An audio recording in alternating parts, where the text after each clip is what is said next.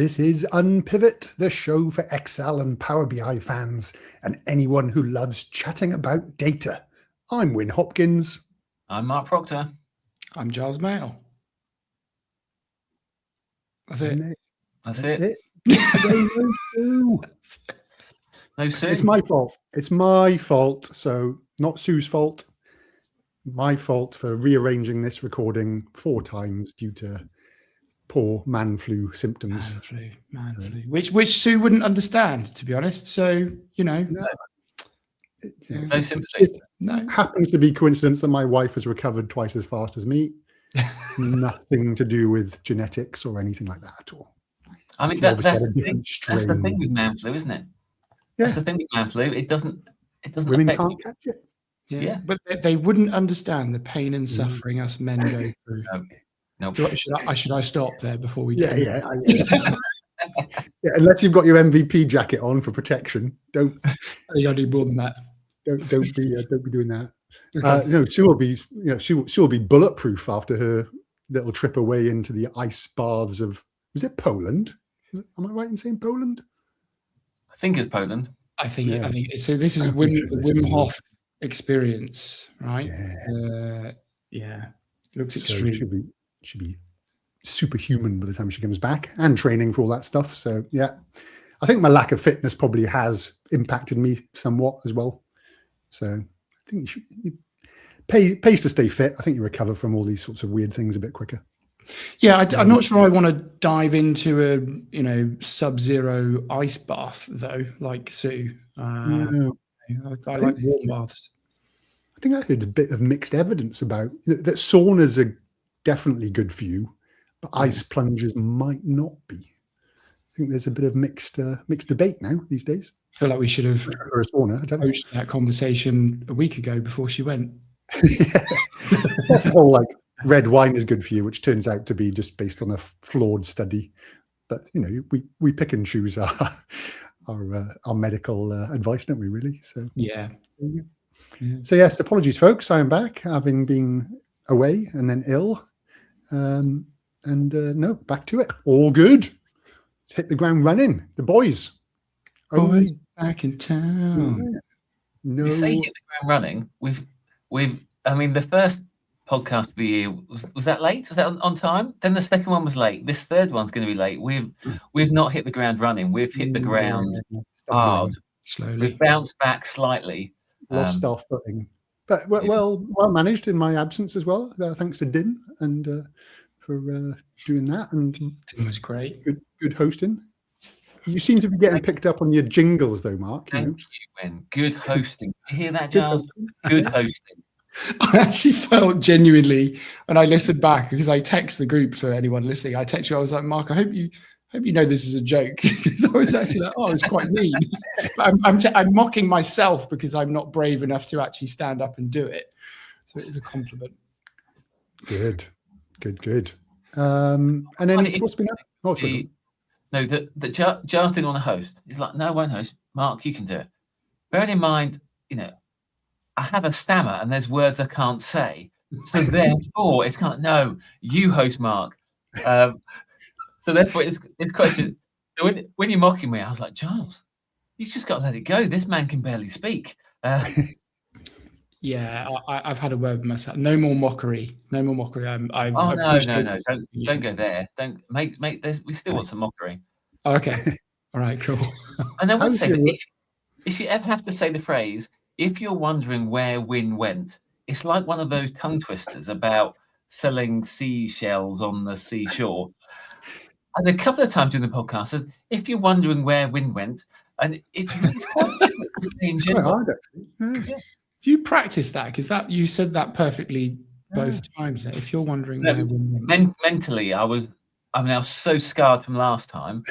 That, I was practicing on dog walk, going where Wyn went, wondering where Wyn went. I wasn't really. That was a joke, people. Okay. If anybody was wondering, I was in Japan. I'll give you 2 food highlights. Food number 1 gets a double thumbs up, called okonomiyaki, which is basically like a pancakey type thing, but with shredded cabbage and other things in there, fried on a grill in front of you. Oh, nice. one I would stay away from is takoyaki, which is sort of all these street food stuff. And there's this one famous place for it. So I thought, well, I'll go there if it's famous for it, big queues and all this sort of stuff. And it's basically, imagine a tough piece of octopus slightly undercooked inside a Yorkshire pudding that hasn't been cooked at all. Oh, yeah. Not sure. You nearly had me with the mention of Yorkshire pudding, but yeah. Well, it looks like a Yorkshire pudding, like a little mini one, like cooked like little batter ball. But then you bite into it and it's all runny with a big chunk of octopus inside it. Yeah. No. I don't know. It's strange. Yeah. Okay. I know sort of British people, and I'm in that category. I've a bit of a dull food palate, but give me a proper Yorkshire pudding and some, nice bit of cooked chicken dinner. Happy days. Yeah. But what was it like overall, though? I don't think we've spoken on the podcast since. No, really good. Yeah, sort of overdid it in terms of what we went to see because, probably only ever be there once. So jammed way too much in, and I started getting ill. So, but really good. We had beautiful weather and the people are lovely and it's a bit crazy, but good fun. Lots going on.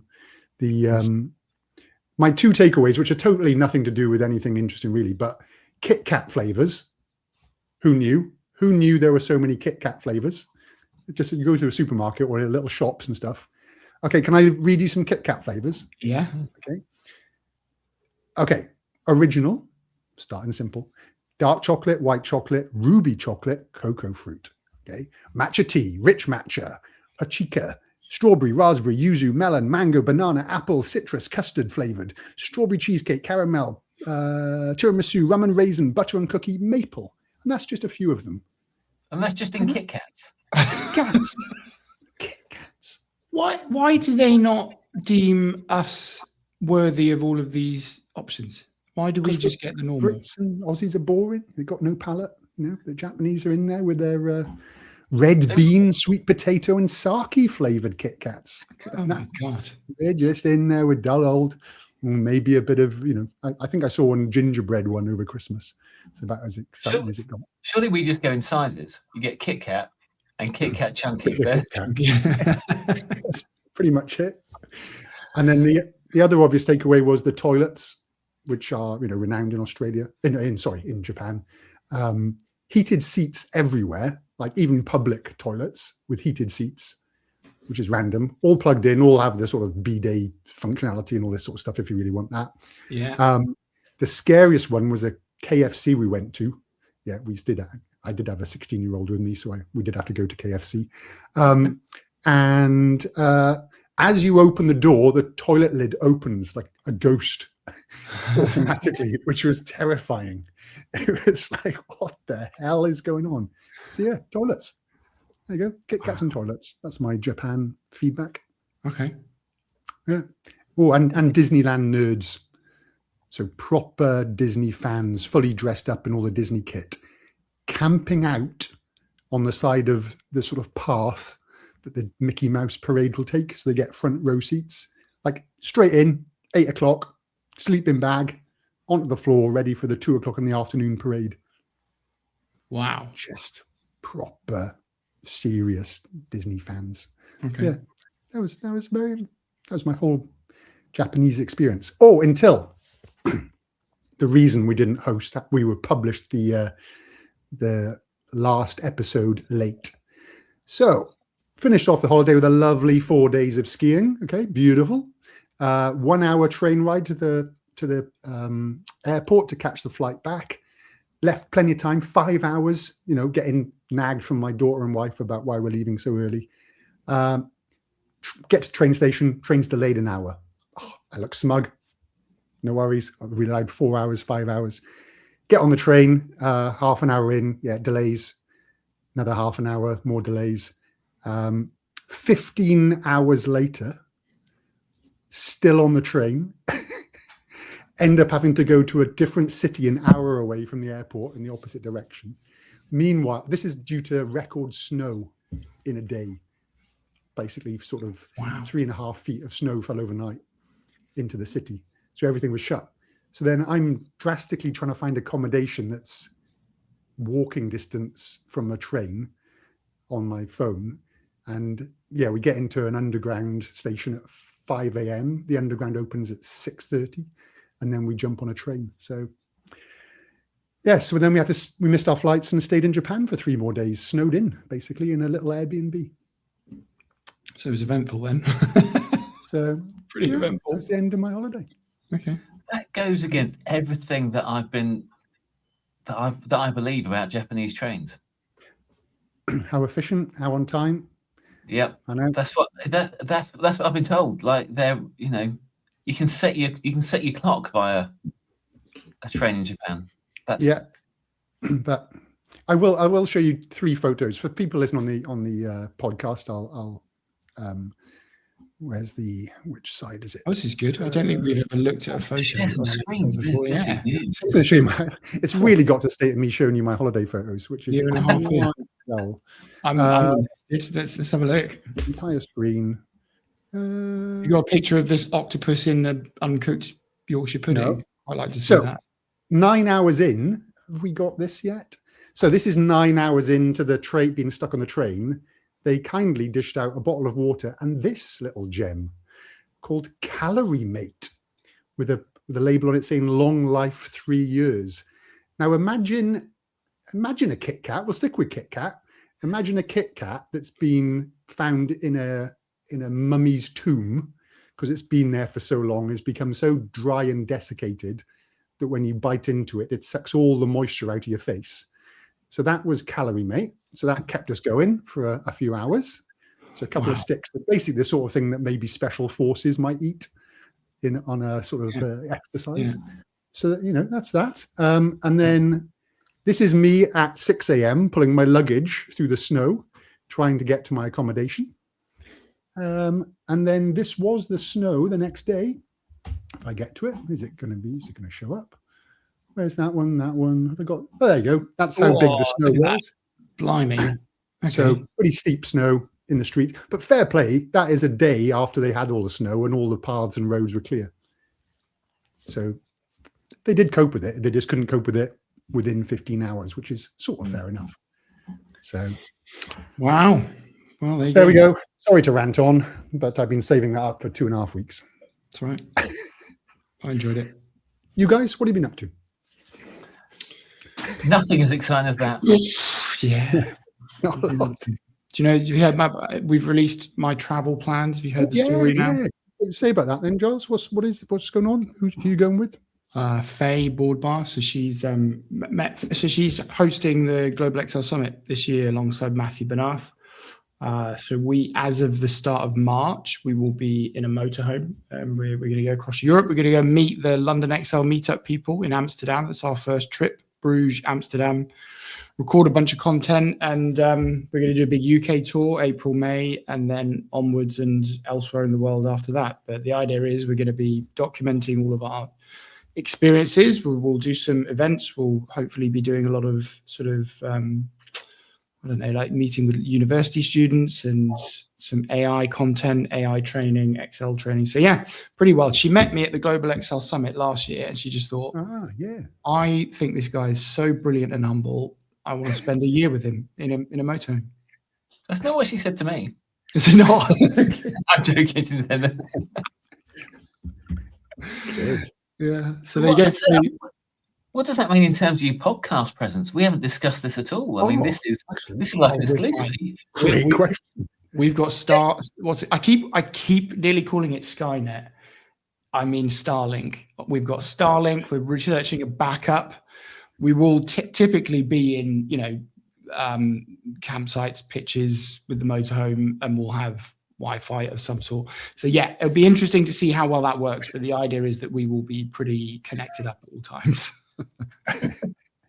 Good. But we're gonna hit the major events. So we'll meet the London Excel meetup group. We will be obviously back in London for the Global Excel Summit. We'll head straight back out to Amsterdam after that because the European Excel Esports Championship is happening. Bulgaria Days will be there if it's happening. I haven't heard anything yet. And Vegas, obviously in December, we will be there for that, both competing, and I think I'll be commentating. So yeah, busy year. That is a year. That's pretty exciting. That's my news. What about you, Mark? Mine's so boring. That's the problem now. Is that there must be something exciting that's happened to me. No.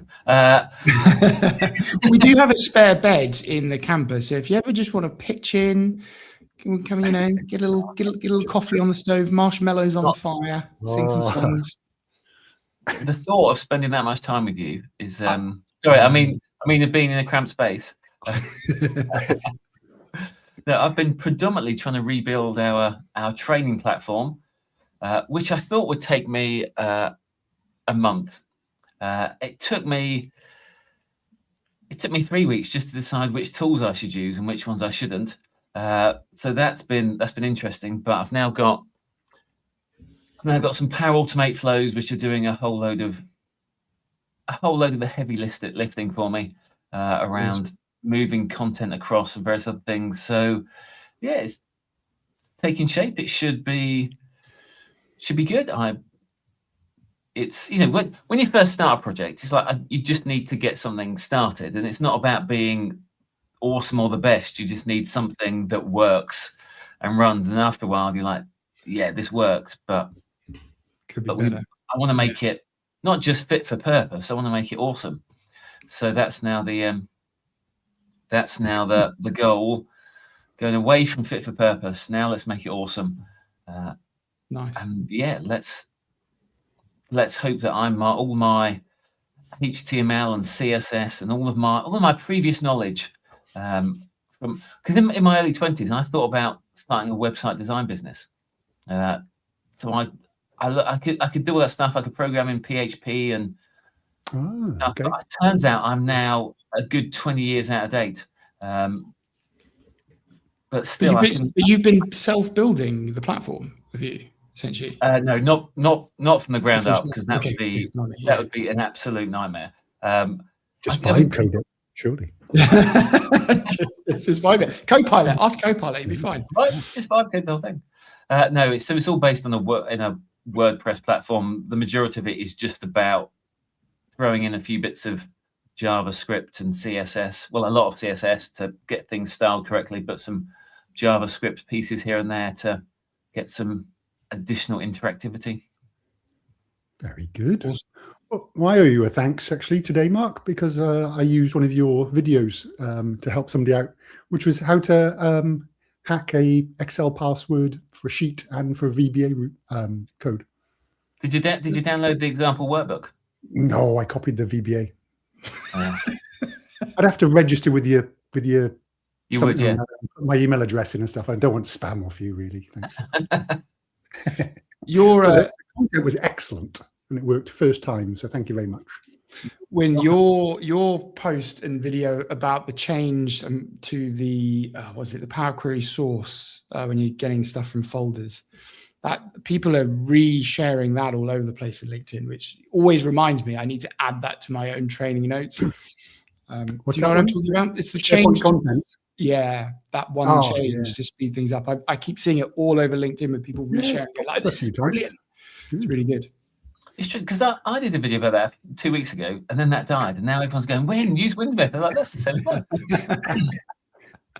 But I've now dug further into that, and now you can get a refresh time down to 1.8 seconds I could get using the SharePoint REST API. Files, when I tested, it was 45 seconds.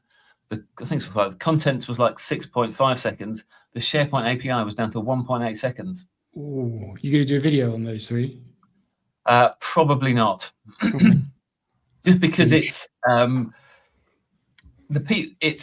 you end up with, because you have to connect to your SharePoint API, and then you have to do a whole load of codey type stuff to pull out the bits you need to then go back into the API to pull out the stuff you want. Okay. So it's not a video that I can easily package up as here's something you need. It's kind of I'll probably do a custom function in our academy somewhere, but otherwise it's just so much stuff that you've got. Don't worry about this and don't worry about that. We're only focused on this and don't worry about these things. Don't worry about those 20 bits. And eventually you get to a solution. They're like, but he said, don't worry about any of this apart from these 3 things. And I don't know why. I don't understand any of this. So in terms of a YouTube video, it'd be a difficult make and a difficult watch. Trust me, just to ignore all these things. Good vibes. Yeah. I bet on what's it gone? I was going to say, but for anyone who's listening, if you're there thinking, hey, I'd like a faster refresh, you should investigate the SharePoint REST API. Okay. Excellent. I bit on a LinkedIn post by somebody who has a software product that does data transformation, and they just said that Power Query was very expensive because it takes up so much of time, because if you happen to be importing 400,000 rows and 87 columns, their tool can do it 1 minute quicker than Power Query. It's like, oh, I should just let this go. But they said it was expensive, and it requires lots of M code to do anything worthwhile in Power Query. It's just, oh, come on. Sorry, I didn't bite. Yeah. Can I also mention I'm now a month and 9 days into not whinging at all on LinkedIn. I haven't whinged once. I maybe made 1 or 2 comments where I've almost bitten, but I haven't whinged. All my posts are positive. It's like a new me. It's good, man. It's good. So it's really boring. I enjoyed whinging. Oh, Mark. Did you get rid of him? No. Well, his little label's still on the screen, but his face and voice have gone. Mark, can we hear you? No. He's gone. Yeah. So yeah, I feel pretty good. Cool. It was genuinely a conscious decision. It's like, actually, because as you will know, there's so much rubbish. I know I'm now whinging, but this doesn't count. There's so much rubbish. Like, there's actually no personal benefit to constantly biting, which I was doing all of last year. Yeah. I agree. It's just that one. I don't know. They just, you punch Power Query, and so I'm going to have to punch back. I can let other things go, but Mark's name has reappeared. Oh, you're back. There you go. Oh, there he is. Look at that. What happened? Did you just not enjoy the conversation? No idea. I still had full internet. It just said it's not working. Anyway, I was going to say, Giles, with all that pent up whinging, because now you've got no outlet in which to whinge. So does that mean, is that now built up inside? So as soon as you get in a camper van with somebody else, it's going to be like the worst experience of somebody's life. I mean, is that? I mean, bear in mind, I'm also now, I think, in a authentic way, stepping into the world of AI, which means I'm going to start talking about Copilot. Like, the level of built up anger that may, go through me this year could be crazy. Because I'm not going to lie about Copilot. Like, if it's being rubbish, I'm going to say it's being rubbish. But Fay is interesting because she's she knows a lot more about the technical details of Copilot than me at the moment. But she's quite a strong supporter of, like, if you use it the right way, it's actually very good for lots of people and lots of things. So I'm going to have to deal with that anger as well. Yeah. On that topic, I installed Claude for Excel add-in this morning and had a quick play. What do you think? And it worked exactly as I hoped it would, which was quite a nice surprise. That was my thing. Like, for me, there's no frustration so far. I just basically said, create a table with 4 rows, format the date column in day, YY format the numerical column in $signs, add conditional formatting to flag anything greater than $30, blah, blah, blah. Worked. I then said, sum all the red cells, the conditionally formatted red cells, and it said, I'll build a sum ifs using the same logic as I did for the conditional formatting. Lovely. I then said, rather than hard coding in the 30, can you make it a reference cell and name that cell? And a couple of more prompts did it all, and it was all lovely. Just like no hassle, just worked.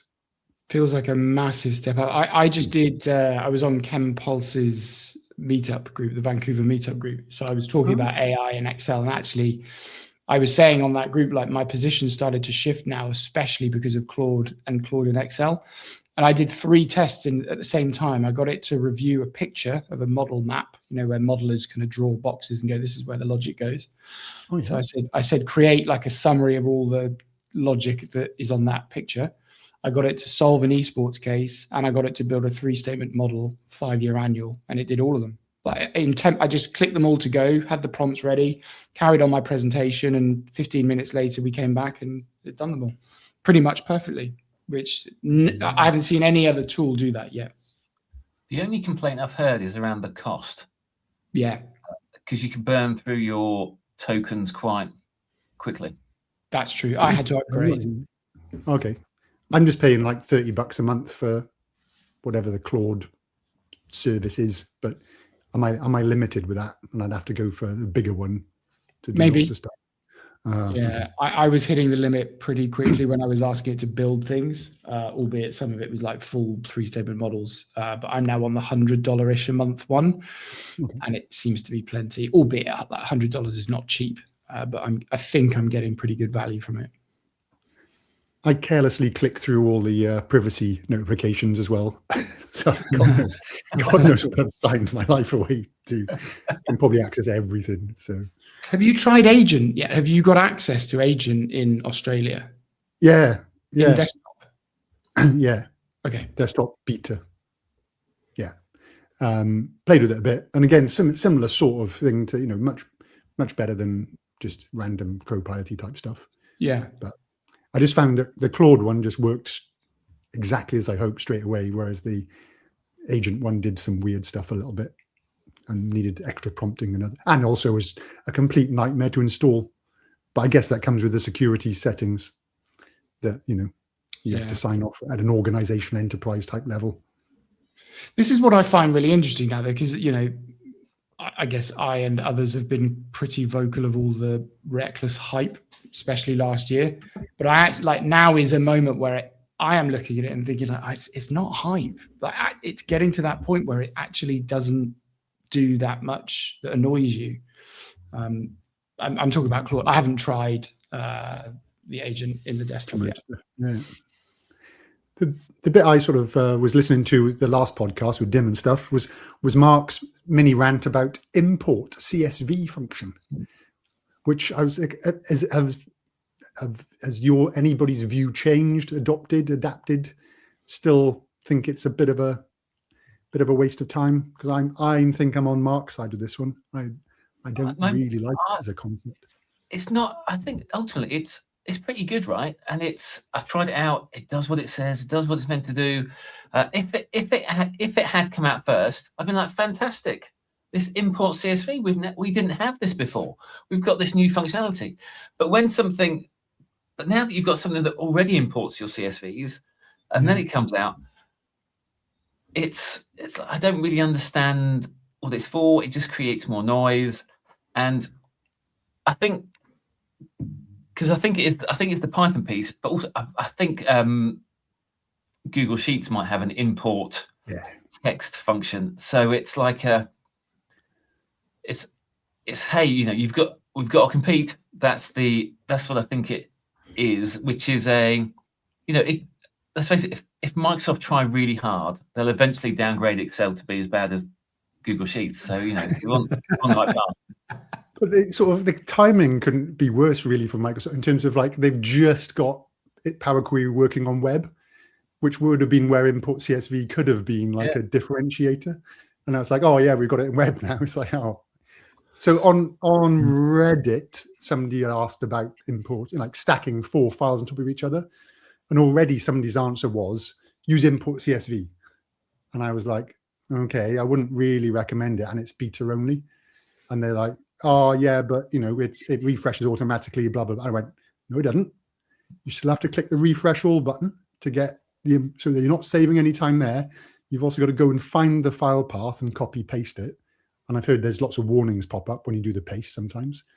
So there's lots of things about it that is it much better? I don't know. It's the next phase, and again, I haven't really looked at it since the announcement, but it's the next phase that still confuses me, albeit I think the answer is probably what you said, Mark, that it's Python related. But if you're not a Python user in Excel, you use import CSV, and then what? You've got an array output in the grid of messy data, and it's like, okay, so what are we trying to do now? So we're back to the old school of you've got a thing in the grid and drops. Yeah. How does that benefit people versus what you do in Power Query?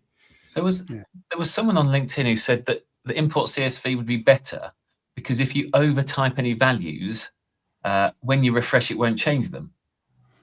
And I thought, no, if you overtype any values, you get a spill error. So it's not importing them as, because I think their thought was it's going to import it and have values. In Power Query, when you import and you click refresh, it replaces the things that you've manually added on. So my response was, it doesn't do that. But then if that's the way you're trying to use Power Query, you're probably not using that Power Query in the right way. Because the idea isn't that you import it and then change all the values. Yes. Yeah, on that side of things, with somebody on a forum as well was asking about how they can stop autocomplete in tables in Excel, because they've got users that are using a column, like people are entering their hours, let's say, lots of different users in the business. And some people just type in 8 hours and some people type in 3 times 2.5 hours, whatever. Yep. And as soon as the person types in equals 3 times 2.5, the formula just fills down the whole, everybody else's. So it just causes, it's just like, but then you've sort of not really, maybe tables isn't the right solution, and so on and so on. It's like, because that option is at an application level, so you can turn it off. But then it off. Got to tell everybody. Would it also then because it's an application level, if somebody goes, but I don't, it's going to affect if somebody wants a calculated column, it then won't give it to them. So it's a challenge. My suggestion, which I haven't actually posted on the forum, was if you added in row 1, you just type the letter A in every single row. And then hit it. I think that will then not make a formula spill all the way down. So, okay. So you're hacking it and then hiding the first row. Wow. But whether that's a great I like the idea. It's just a hack. Also, God, like to your point. So, should you be using tables for this? If you're going there, there was some other hack. I think Jeff Weir or somebody came up with this, where you could put a shape over the top of a table and set the transparency to like 99% or something like that, to stop people typing into one column of a table by putting locking a shape and making it see-through. But if you make it 100% see-through, you can actually type through it. There's some weird. But it doesn't stop your cursor or because if you just left or right, it just moves over that cell anyway. Yeah, you just can't sort of select the column or filter. You want it to stop somebody doing something to a column. It's like genius workarounds to stop people doing things they shouldn't. I'm working on this add-in that does various things for Power Query. And one of the things is to insert the file path of your current worksheet, which is derived from a formula. Sometimes you'll want to insert other things that aren't formulas. And the challenge with that is that once it inserts a formula, it then copies that down.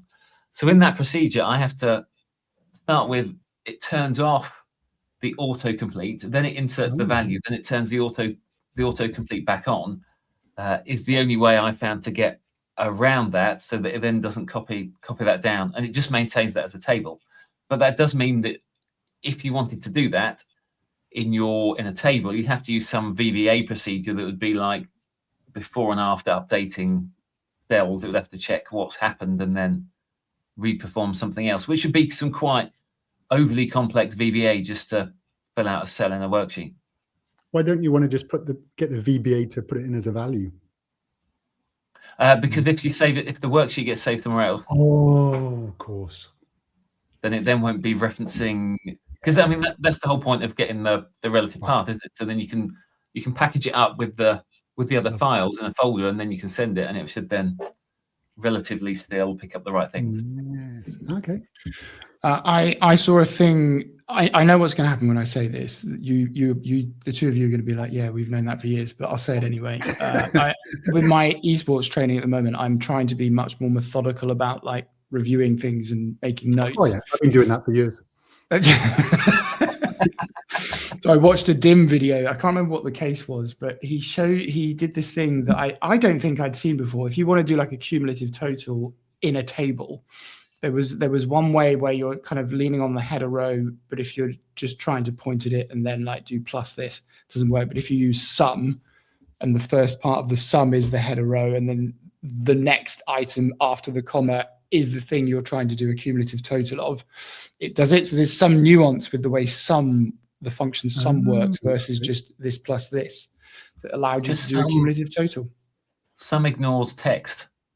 So if you get a text value, it ignores the text. Therefore, the first value, it's not worth 0. It's worth nothing. It's just empty. So and a header of a table always has to be text. So that will create a rolling total. Loved it. I knew one of you or both of you would know it. But there's another dim moment where I was like, oh, that is so clever. How have I not seen this? That is handy, isn't it? I think I had some crazy workaround with using the row above, like naming a cell offset as row above to add up the previous row and stuff. Yeah. I use the index method. So you select your column, then you go index your column and your first row of that column, then you put a colon, then you select your rows, then it creates an expanding a cumulative sum out, which conceptually I think I prefer more, because the header row is not actually part of your data. In other tools you can't select the header row. It's only because the header row's got a physical presence on an Excel worksheet. So conceptually I think I prefer using an index and then pulling down just on your data. But from a what simplest perspective, the method that Dim showed is definitely simpler. Your thing about go ahead. Can I just say, do you know, just for our listeners and stuff, the really sad thing is, if the three of us were in a pub, this is the conversation we'd be having. Oh, definitely. So yeah, this is just what nerds do. So yeah, I think hope it's great. you're enjoying. I was going to say I'm on a mission to try and, because I do struggle to remember all of these nuances of the functions. I feel like you, Mark, you seem to be really across the nuances of all of them, but like remembering which ones you can use as a range reference rather than just an output, like in what is it, index, indirect, offset, X lookup. There's drop, if, switch, choose. Yeah. I think just remembering all of these. I think there's 9 of them now.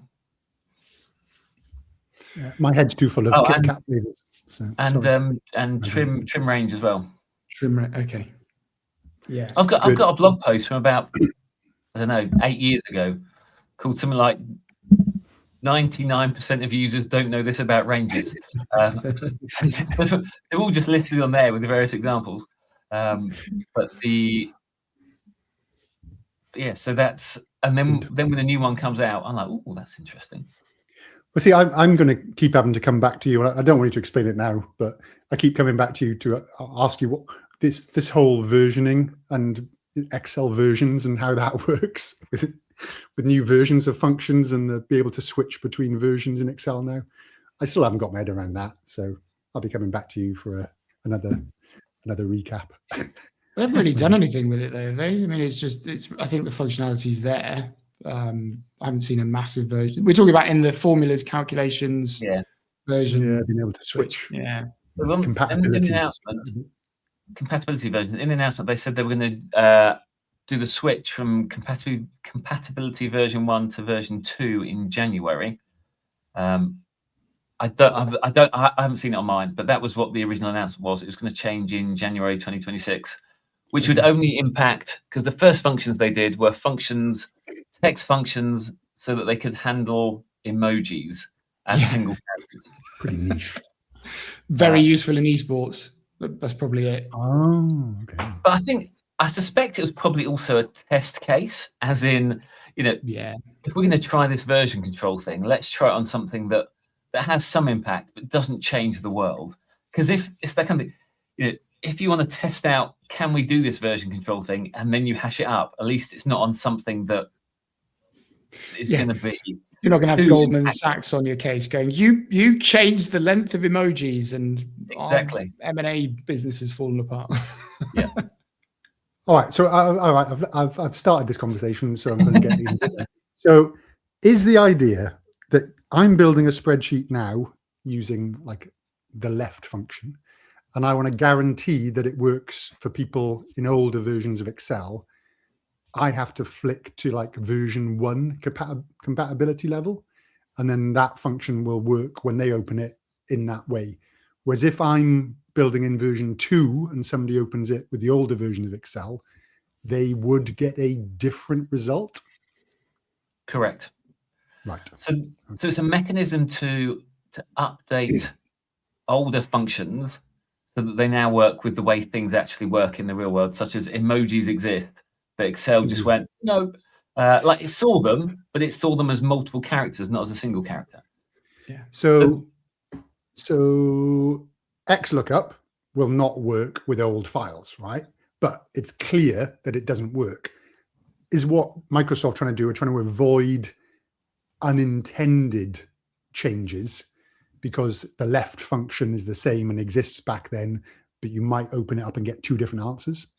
I think effectively they wanted to update the left function, but not create like left version 2, or create a whole new function that was just left with emojis. Yeah.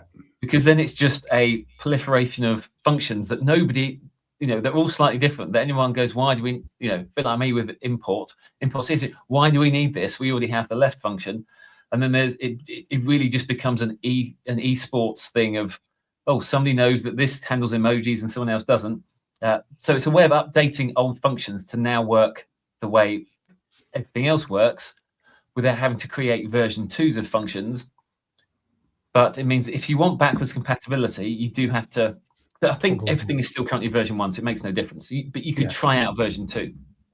So now, when the defaults change, all new workbooks will be created in version 2, and will therefore be able to handle emojis. If it goes back to somebody else that doesn't have this version control, it will only ever show the version 1 calculation. So it will give a different result.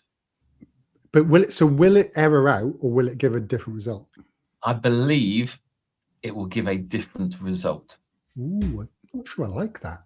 Now, whether there's a message that says this was created in a different version, I don't know, because that functionality didn't. If you open it up in Excel 2016, although I suppose 2016 is out of support, 2019 is going out of support in October.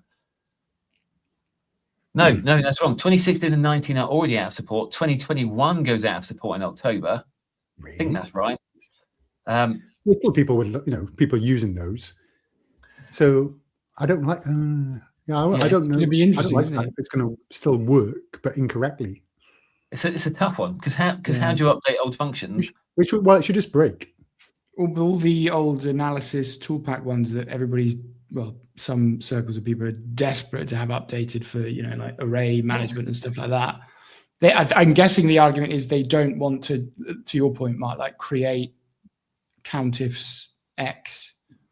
Like they want to update the original function somehow. Because with the analysis toolpack function, so they don't handle multi-value ranges. They can handle arrays, but not multi-value ranges. So you have to put the minus or some other calculation to force it to an array. So it then calculates. And I think when this feature first came out, people were like, well, what about these kind of functions? And I think people sent Microsoft a whole load of list of possible functions that they could update. So at the moment, to get around that multi-range piece, you have to put in the minus. Otherwise, you get the hash value error. And this is where I think it gets interesting, because you could have a worksheet that currently has a hash value error, and it's there. It's a value. No one's changed it. No one's fixed it. It's hash value. You change the function so it now accepts multi-value ranges, and suddenly the function then works, which may not be what somebody may want that error. Yeah. They might have done some clever trickery using that error value to do something, and now it's no longer an error. So even fixing something that was previously broken that now works could cause some issues. Yeah, it's tricky, isn't it? I mean, I don't envy them. I haven't got a better solution. Interesting. Indeed. Good. In Power BI, when they update a feature, like it just rolls out and they're, hey, we've updated this. There you go. Yeah, but they've got backwards compatibility things that they can't change, would like to, but it's just like, nah, Yeah. Everything will break if we do. So, yeah. We haven't even done what do we do normally? We do a jingle and a question of the week. This has been great. I also want to introduce a new feature, which is who's worth a follow. So anybody whose posts you may have seen in the last week, are they worth a follow? So I'm just going to give a shout out to Andy Cutler, the UK data warehousing data platform MVP. Not because of his data posting, but his recent couple of posts have been about inability to sort of concentrate and difficulty in learning new things, and sort of then feeding it into slight sort of dopamine hits that we're getting from our mobile phones, and how that makes it harder to actually learn in a slower reward environment. Which is, I'd go and check out Andy Cutler's. We'll put links in the show notes and stuff. So a couple of interesting blog posts from Andy. I think quite honest and quite eye-opening. You go, yeah. So there you go. That's my little shout out this week. Anybody else got a shout out this week, or save it for next week? Well, just in general, someone to follow. I'm going to say Andrew Moss. He's a regular writer on LinkedIn, and he's probably one of my favourite, I'm going to say, social media writers, because he hasn't, to my knowledge, he's never written a book. But equally, I like his content. I like his pace. I like the topics he picks up. Some of it gets quite nerdy, right? It is, he will literally be there going, have you noticed this icon has 3 additional pixels that this icon, which should be the same, doesn't? And you're like, oh, I never knew that. Into the weeds. So yeah, like he's deep. It is. But equally, in the user interface, he picks up things which I've never even noticed, and then goes, why is there this inconsistency here? And I'm like, I don't know. I've never even noticed it. But there's lots of things that he picks up. And Andrew Moss, I don't always agree with everything he says, which is one of the best things, right? When you can you can follow somebody, you say, I don't agree with everything he says, but that's great. I can learn from him. He's been a good collaborative whinger with me in the past. Normally, if he sees I've commented on something whinging, he's straight in afterwards, like, yeah, let's go. Whinge. Love it. I've got one as well. I think I've mentioned her before, but Hilary Smart, I try to read all of Hilary's posts. She's very senior at Operis, and back in the model off days, that she was one of the early model off champions, which was the predecessor to the Financial Modeling World Cup. But she's been posting quite consistently for a while, just really like detailed insights about modeling, and some of it's project finance, some of it's broader. So definitely give Hilary a follow if you haven't. Very good. And I just need to remind myself, this little feature was a suggestion. Alex Blakenberg. So thank you, Alex, for that suggestion of giving somebody a shout out. Yeah, he said we gave somebody a shout out a couple of weeks ago, but then didn't reference that person in the show notes or anything. So we couldn't find a link to who we were talking about. So he said, it'd be a good idea. And I went, that is a great suggestion. So we will be doing that as a regular little feature, and put links to people in the description on YouTube and in the podcast show notes and stuff. And we'll make sure we give them a shout out on the LinkedIn posts and stuff as well. So we need a jingle for this, don't we? We do need a jingle. Yeah, I think we do. Right. That's my note to self, jingle. Okay. All right. Question of the week then. Let's get into it for the last sort of 10 minutes. Let's go. It's the question. It's the question. It's the question of the week. It's the question. It's the question. It's the question of the week. All right. Question of the week. Can anyone learn Excel or Power BI? Oh, I misread the question. I thought it was both. So can they learn, can anyone learn, like, no matter your level of intelligence, what are we going with here? Like, anyone could learn one of them. That's but right. Okay. Or you said thought, and as in can you learn technically, can anyone learn both? Yeah. Oh, okay. I'll just give you your question. Could go with both directions on that one. Simple yes, no answers, and then we can just close off for today. I think it's sort of, as you sort of look at these questions, there's always like the So what do you mean by learn Excel and Power BI? You know, how can anyone learn to type into a cell? Is that learning?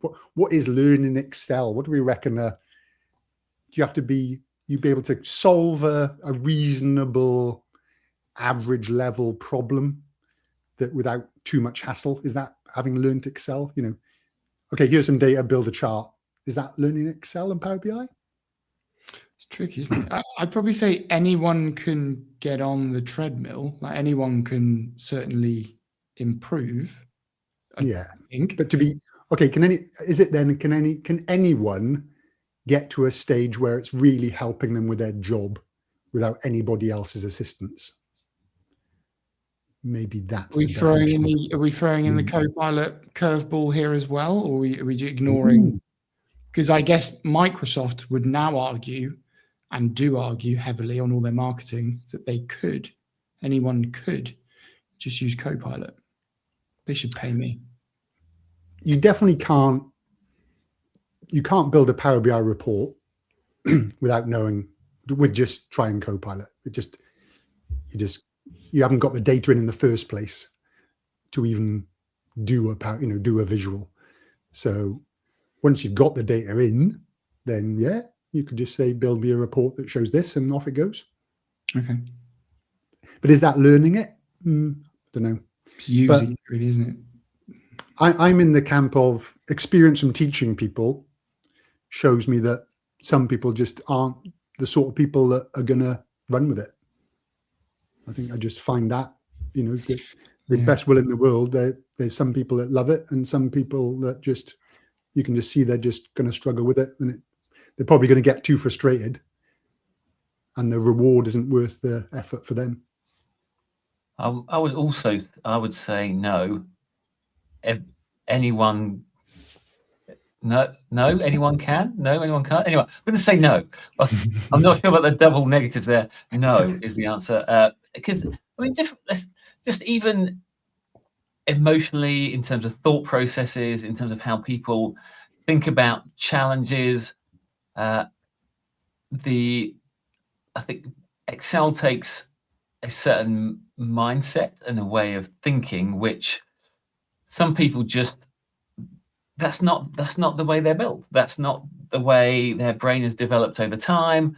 And that's fine, because they do jobs that don't involve Excel generally. So you've got people who are better in terms of thinking around, space and shapes and how shapes fit together. And maybe those people were more likely to become architects and people that draw technical things. So I think there's different. I just think people just think in different ways. Therefore, can anyone learn Excel? There'll be people who will open up Excel and they'll be like, why doesn't it do this? Why doesn't it do those things? And just emotionally, they'll be like, this thing's rubbish. It doesn't do what I want, the way I think, the way I want to do things. So even if they had the capability and the patience to stick with it, it just doesn't do what they want it to do. It doesn't, even if it can, it doesn't think like them. So therefore, it's not going to be what they're ever going to choose. So they'll just never follow it through. Do you think it's a bit like learning an instrument? You could say, could anybody learn to play the violin? Yeah, technically, but most won't, and a lot will do it really badly, and most that start will give up, and some will be very good. Yeah, it'll just catch. It's that sort of Rob Colley comment of people having a data gene, which is just this, it's true. Then you go, okay, that's a name given to the thing I've known for a while. Is that some people are just, have got that talent for this stuff, or got a desire, and just have a motivation for it. They get some sort of kick out of solving the solution, seeing their eyes light up, like people like doing crosswords and other things like this, and some people just don't like that. Which also feeds into the sort of vibe coding thing where people say everybody's going to be vibe coders. I'm just like, well, no, they're not, because not everybody wants to do it. Yeah. You really need to enjoy it to get into it. And I don't think there's many people who are not necessarily learn Excel, but ever get any good, the people you turn to help you with Excel. I don't know there's many of those people that don't enjoy playing with Excel, which sounds a bit weird, but I don't think there's many people who go like, oh yeah, I'm the Excel go-to guy. I hate it. I hate Excel. But everybody comes to me for the Excel questions. Not come across that person. I mean, there's lots of people who have Excel forced upon them. You find people in, they might work in marketing or advertising or something, and now suddenly they've got to track spend or track conversions or track this and track that, and suddenly it's like, I've got this Excel spreadsheet. I've now Excel forced upon them, and it's not it's paper with a grid structure where they're just typing some things in, but they don't really understand what it does or how it works. So lots of people have Excel forced upon them, but I think they're the people who are saying don't. People who haven't learnt Excel, they've just typed in some numbers, and then maybe they then, if they need to transform that data, they will literally get their mouse and transform that data and drag those cells wherever they need to be. They might not even know that dragging exists. They probably even just type those cells in somewhere else. I'd say, we all know that the majority of Excel users are actually closer to that end of things. There's a billion Excel users. The number keeps growing. I'm not sure because the number of users keeps growing or because people like to get the number bigger and bigger. There's a billion Excel users in the world, yes, but 900 million of those, if not more, are literally using it for like shopping lists or doing that kind of thing. And they've got no interest for that kind of thing. It's just it's grid paper that helps them to lay stuff out. Yeah, most of the billion don't have a personal Lambda collection. And there's that thing of sort of you get taught something, but if you've got no interest in it, right? Somebody says something to you and it just goes out one year out the other. And I've had that on training courses where, the end of the second day where the basics of something, one person will still look at me like, deer in the headlights when I just say, oh, you just need to, I don't know, write a measure.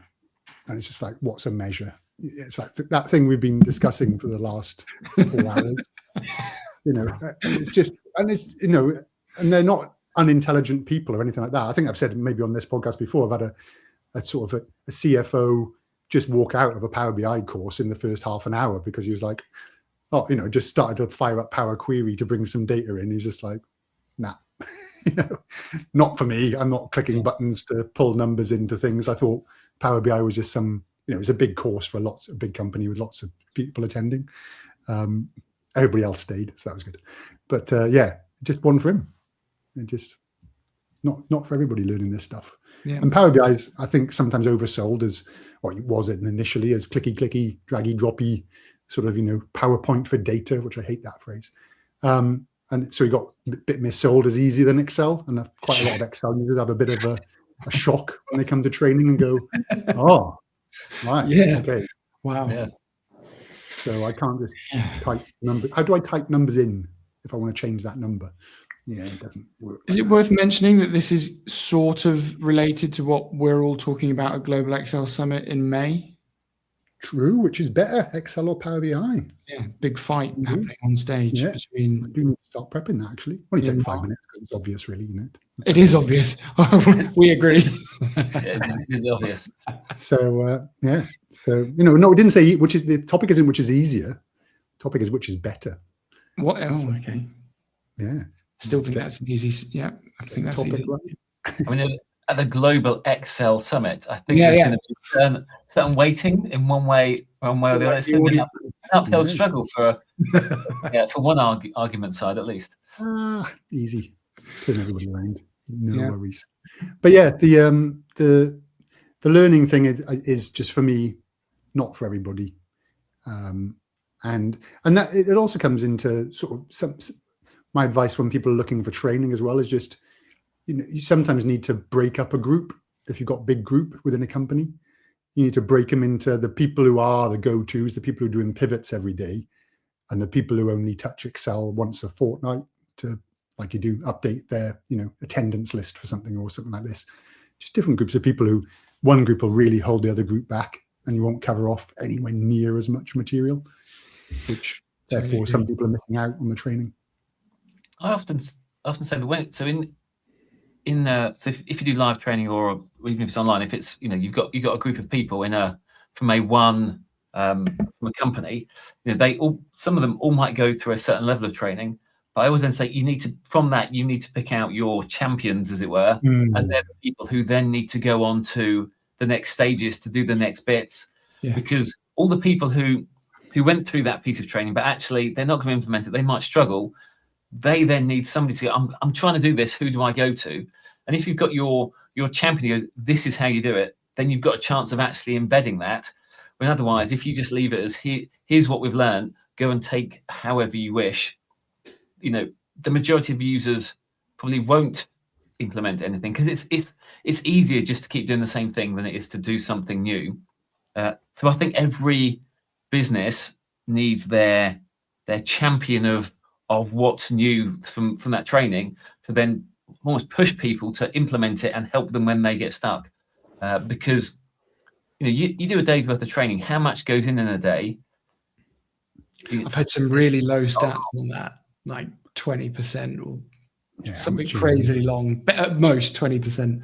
I imagine we're all quite similar in this respect, because we all get involved in training. Like, if you're dealing with a group, like the main intention is you want the overall level across the team to go up a bit, but then most are probably users rather than developers, which is kind of what you're alluding to, Mark, where within a group you are going to have one or a handful of people that will be the experts or the champions. But you still want like a level of literacy to ramp up across the team, so that people can at least understand a bit better what the champions are doing or saying. Know what questions to ask, know what's possible, see what can be done. Yeah, exactly. The challenge there is that sometimes you have to be, you're training people, you have to be happy the fact that you're going to leave some people behind. And you're just like, and that's, they put their hand, they ask their question, you're like, you're not getting this. And you've almost got to leave those people behind, just so that you can then, the people who have got that mindset, they can continue to learn. But the people who are partly left behind, at least they can see what's possible. Because once they can see what's possible, they might be, I can see how that works. I can see the purpose of that. But often you start with, and I've been thinking through this recently about training various things, and what's the smallest amount that you can show somebody so they get the overall picture, and then you can then deep dive into the various bits of that overall picture. Because often we always want to show more. Hey, you can do this and this and this and this and this, and then people then get they get confused about exactly what's going on. But equally, if you don't show enough, here's the simplest picture I can show you, and everyone goes, yeah, but I don't do that, so they switch off. But you've almost got a balance of, you've got to show enough to keep people engaged, but not too much that they get confused. And that's kind of another concept that, can anyone learn Excel or Power BI? The answer is, I think the answer is no. But to show people an overarching principle of what it can do, and how somebody else might help them to achieve something, you still need to kind of that I think anyone can grasp, in the fact that it might not be you who needs to transform this into this or to make this out of this, but once you can understand what's possible, you might have ideas that then you can work with somebody else to help you implement. Yeah, good call. I like it. Right. I think that is a good note to finish on, because I think that's a very sensible statement. Yes, I've said a sensible statement on the podcast. Come on, people. We'll just snip that. Okay. AI short, please. Thank you. I'm not sure if that's the right word I meant to say for this thing to work out and automatically create shorts, but it's getting better, actually. StreamYard that we're using. Previously, it was just doing weird mapping of our faces onto half of Mark's forehead and then all of Giles's chin and like weird little cuts of the data as like weird snippets. Now it just puts the whole clip of all of us as we're chatting, but into a clipped version, which is actually works out better. Okay, cool. We'll see if some of that works. Right, lovely. Thank you, folks, for listening. Apologies for the tardiness of the episodes. We'll try and resume normal function going forward. I'm going to go and have a Yorkshire pudding. You just put it in my mind. Yeah, don't put octopus in Sausage. I'm Sausage. going to have some undercooked octopus. Imagine that as a street. That's what a British street snack should be. You see, little Yorkshire pudding with a mini sausage in the middle of it. Yeah. Lovely. Cooked sausage. Right? We've got a coffee shop near us so our town has quite a lot of festivals and parades and other stuff going on. Whenever there is one, outside this coffee shop, they sell Yorkshire pudding wraps. Oh yeah, that sounds great. Yeah, I'm hungry. I've got to go. I'm hungry. I need to go. All right, folks. Thanks for listening. Let people know about the podcast, like and subscribe, and all that jazz. And yeah, check out the links for the people we've referred this week. All right, catch everybody later. See you later. Bye. Bye. Bye. Bye.